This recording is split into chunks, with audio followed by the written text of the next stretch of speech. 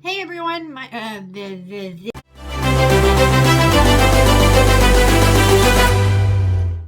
everyone, my name is Bri and I am the author and creator of the ELOHIM'S series. Book 1, The SIGHTBEARER'S Search, is going to be coming out on September 20th. If you're watching this after September 20th, link down below to it where you can get it on Amazon and hopefully on Kobo. There'll be a few options for you depending on your preferences. My preference is book formats, but then again, when you have limited space, gotta love those e-readers.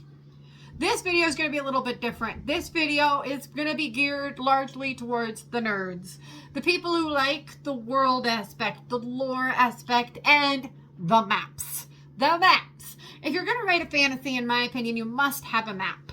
It's a non-starter.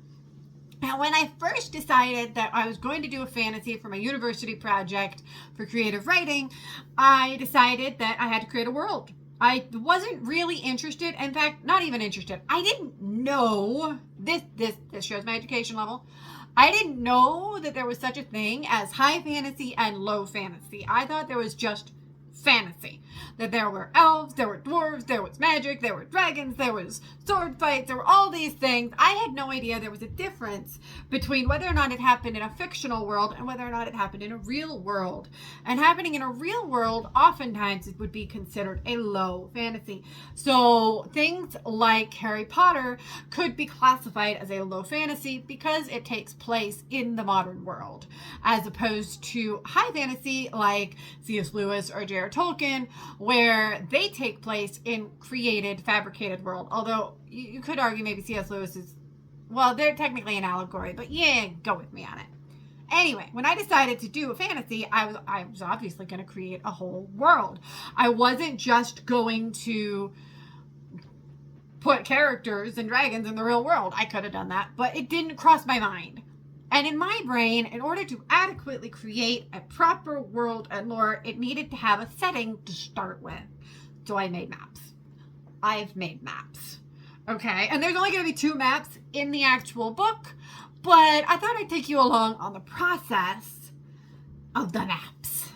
So as you can see on the screen, it's not a pretty map. It's not very professional, but hey, it worked. When I was in university and I started the whole fantasy thing, I decided that I had to build a map. I had to have a setting for my world to take place in.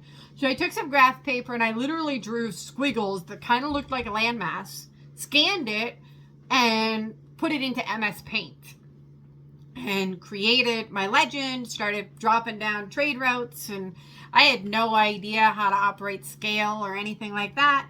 And then I did numbers for a wonderfully, delightfully, tediously, annoyingly hide and seek for matching the number to which label it went to. It took so much time, it's not even funny, and it was ridiculously tedious.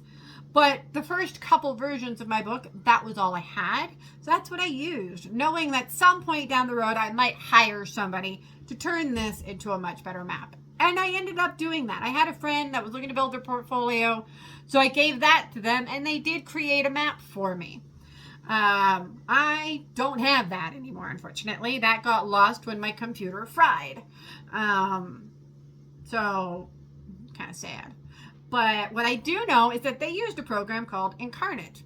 And it's a subscription-based with a free feature. And the free feature allows you to do some things, or at least it did. I don't know if it's completely subscription now. But that's how I got the second version of my map, which is this one. And it looks significantly neater. It's a lot easier to read, a lot cleaner, simpler. I can zoom in to see things quite nicely. It made the writing process that much easier, but it still didn't feel quite right. It still felt a little bit too random, a little bit like it didn't make sense, like this piece here. I'm like, that's just gonna eventually like run away. It didn't make logical sense to me, and I wanted the map to make a logical sense. There's a saying that floats around that a lot of people and a lot of authors use, and that is, in the world can be unexplainable, but fiction better have a reason. That's paraphrasing, but there it is. So I then went down the deep, dark deep dark nerd thing. And I decided to develop a tectonic plate map. And the tectonic plate map, what I did was I used the theory that at one point all the continents on planet Earth were all one continent.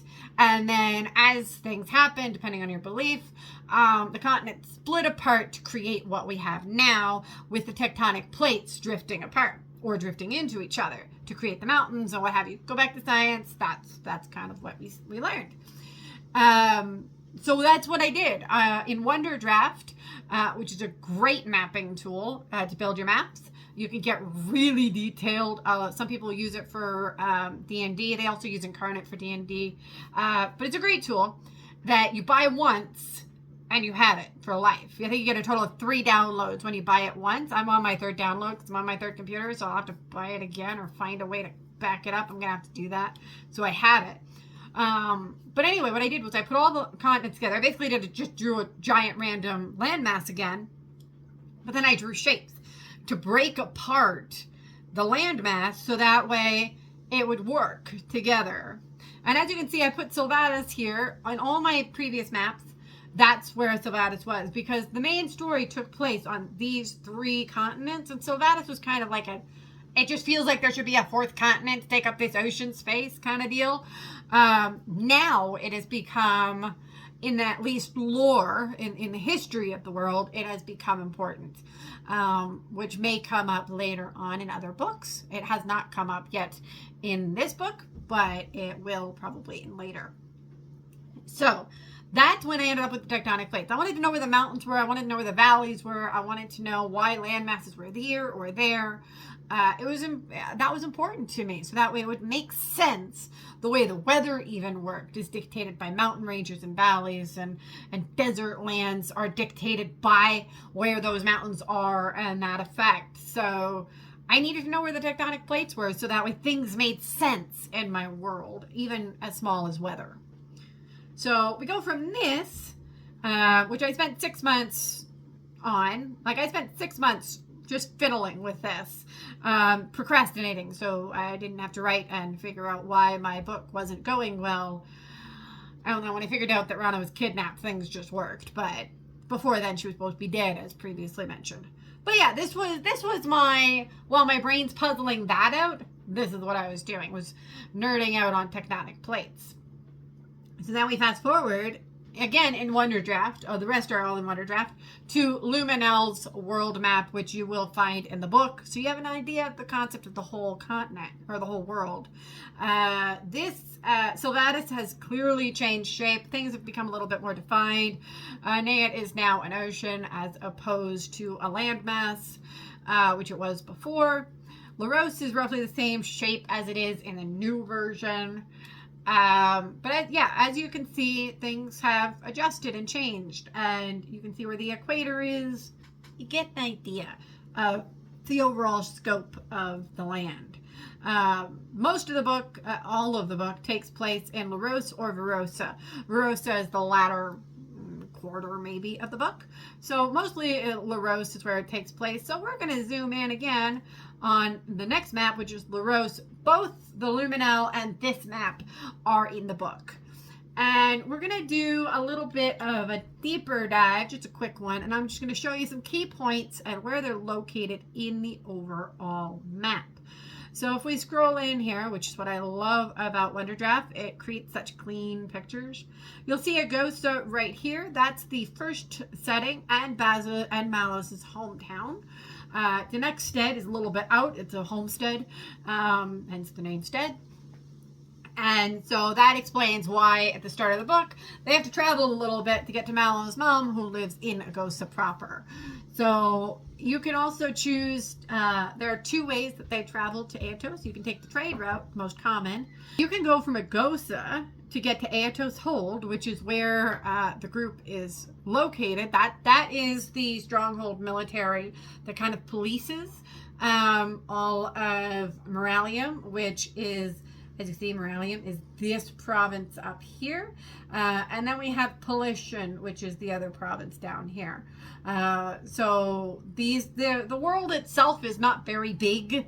So this is a whole continent, only 2 provinces, which is, yeah. So you can travel from Agosa, which is again, is the hometown, through the prairie, down to Aetos Hold, or you can travel along the Lampros River to get to Aetos Hold, and that is a route that both the characters take regularly. There are several different routes and different ways to get to places. As you can see, also Finia Kingdom. Previously, it was a different name. Lampros was the Ardent War in the first rendition of the map. But here's the thing about the names: all of the names of the key places have some sort of meaning or are taken, like Agosa, not so much. That was the original name. That's what stuck. But Aetos Hold, Lampros River, Finia Kingdom, they'll have a deeper meaning to me. Usually it's either in a Greek or a Hebrew or a Latin kind of root that I've like fantasyfied, making it so that way it fits in the genre in the way and is not like bam in your face about it. So those are the key areas anyway. Like Agosa, Aetos Hold, we have Leda Ruin, which is also a very key plot point. We have the Euphra Forest, which is another key plot point. Othris Hold will be a key point later on. Lost Maytona is pivotal. Lost Maytona and Fallen Leda Ruin, that's what it's called in the book, is Fallen Leda. They are key historical points that have dictated and are the reason for a good chunk of what happens throughout the book. So keep an eye out for those places as you read, and you go back to the map. But that is the story of the maps. That's how I got to the ones that you will see in the book. So if you'd like any more information, leave a comment down below. And I actually have a question for you. So in this proof, right, I have my maps at the start of the book, right?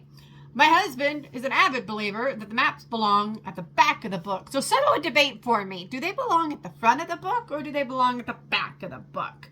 Because I'm actually curious. I went and looked at tons of fantasy books and most of them even Lord of the Rings. No, Lord of the Rings starts at the back. And that's where his brain is. He's a big J.R. Tolkien fan.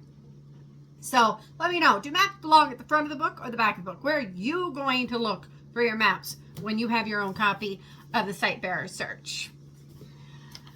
Thank you so much for watching, y'all. I really appreciate it. I am a total nerd when it comes to the maps and learning how to make them.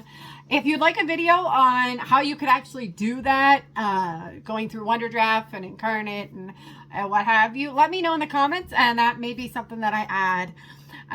You can get your own copy of the Sightbearer's Search on September 20th. If you're watching this after that, you can get it now. Links are all down below. I love y'all. Thank you so much for watching. I really appreciate it. Bye now.